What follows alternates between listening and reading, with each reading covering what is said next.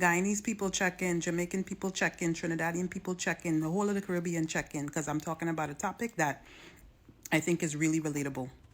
This is a story time about ungrateful people, more specifically, ungrateful family members. I have a cousin who came onto this good internet and decided that she wanted to air out her grievances. And so that's fine. We're all entitled to do so. But now, since you want to go ahead and drop names, I'm going to go ahead and give the other side of the story. Because you can do a lot of things to people, and I can take a lot of things, and I'm very calm, cool, and collected. But the one thing that you cannot do is mash my carn when it comes to my mom. You do not disrespect my mom, okay? So this story time, let's get to it. I have a cousin who I don't know, using her words, from a can of paint. We did not grow up together. She grew up on her mother's side of the family. We were related through her father. Okay, cool. She did not used to come and spend time with us regularly. Matter of fact, I grew up here. She grew up in Guyana. All right, just setting the stage.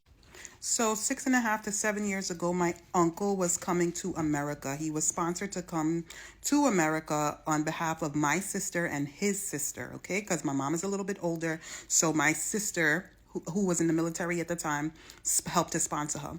When he was coming, he had a daughter who had just lost her grandmother. Her grandmother raised her because her own mother had passed away.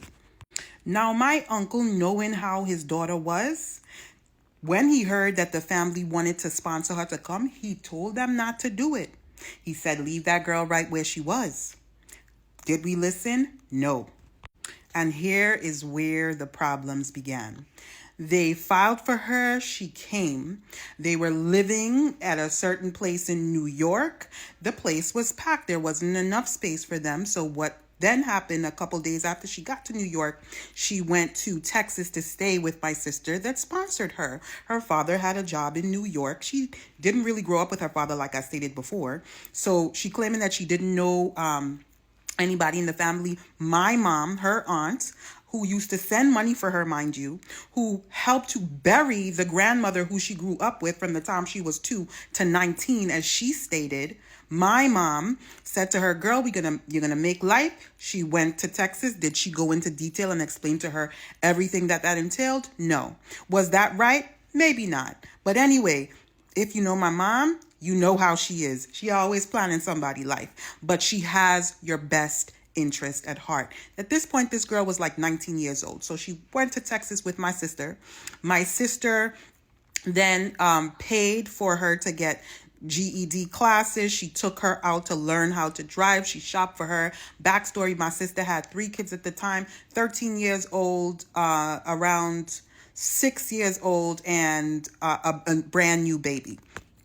So what the girl is alleging, and I wrote it down, I had to take receipts. She blocked me, so I can't go back and post her video. But she mentioned she had to clean up. She had to wake up early, do laundry, and generally help out around the house with the kids.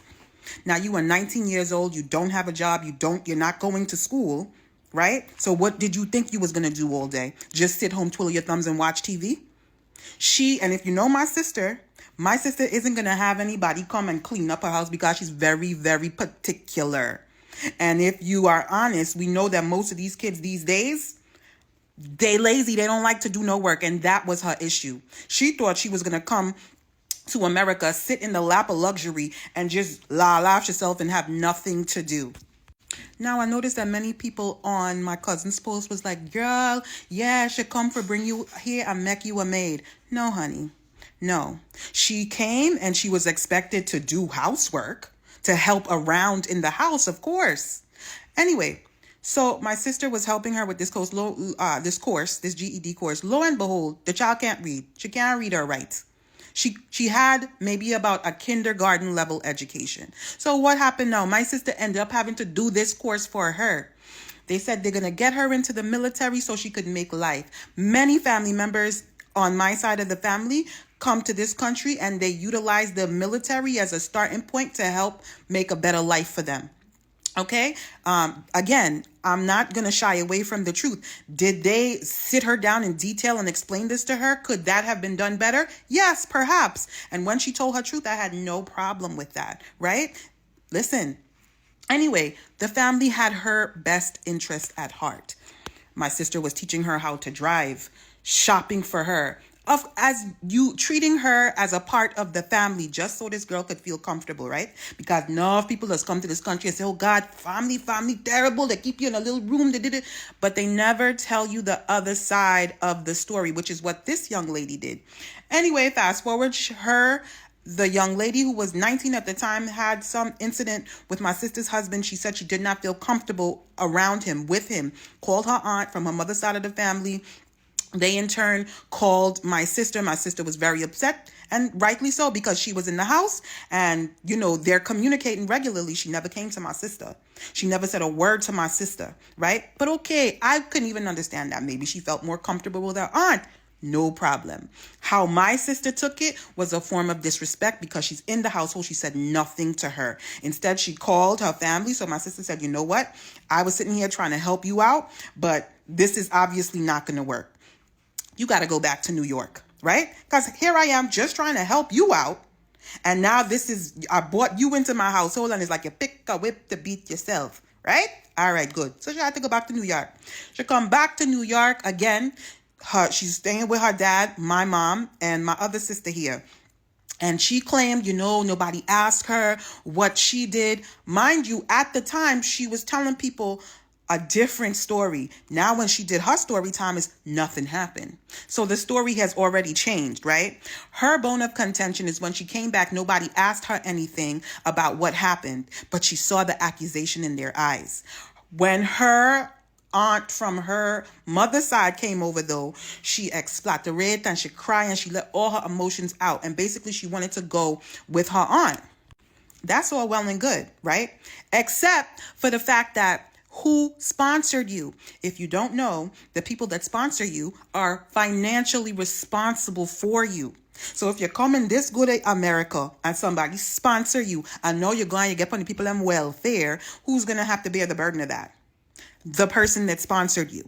So what my mother told her was, and what her family members on her mom's side said was, look, take that girl right back where you got her from, which was Guyana. They got her a ticket. They flew her back home. Okay. And yes, she said my mother kept her paperwork. She sure did. She kept her paperwork because she was financially beholden to her. Anything that if this girl come and she did out the place in the people that country, they ain't looking to she. They're going to take money from the person who was responsible for her, meaning funds could be garnished from her retirement, from her check, whatever the case may be. And that is why that was done. She doesn't know this. So I guess in her mind, she's thinking people are being petty. And the same father, she said, who didn't say anything for her, fought tooth and nail. My uncle fought tooth and nail to get her paperwork back. Eventually, her paperwork was given to her. Matter of fact, she's in the U.S. to this day. No, 6.5, 7 years later, she want to come on the internet to get little TikTok fame because controversy sells, and not only tell her truth, which is fine. Speak your truth and speak it ever. But realize this, you only know your truth from your perspective. You do not know it all. She swore up and down that my grandmother filed for her. My grandmother's 90-something years old. This situation happened 7 to 8 years ago. She was 80-something years old. She had no job. She could not sponsor her. It was my sister and my mother that sponsored them to be able to come here. Not for a maid. My sister's kids were in daycare. She had a 13-year-old. He was in school, right? How do you think she was making out for 13 years old before you came? But you can't come into people's house and expect to do nothing. She integrated this young lady into the family. But because she didn't like the outcome, she come on the internet to come and take cuss and make for my family. But we ain't going down like that, my dear. Because she didn't tell the part of the story when she was, after she come back to America, living with somebody in Brooklyn. She ended up cursing out the person that she was living with in Brooklyn. Boom, had to go someplace else. The very grandmother who she said grew her from the time she was 2 to 18 years old and she loved so very much. She didn't tell you how she cursed out the grandmother and get put out and have to go stay with another sister when she was in Guyana. I tell you, ungratefulness is worse than witchcraft.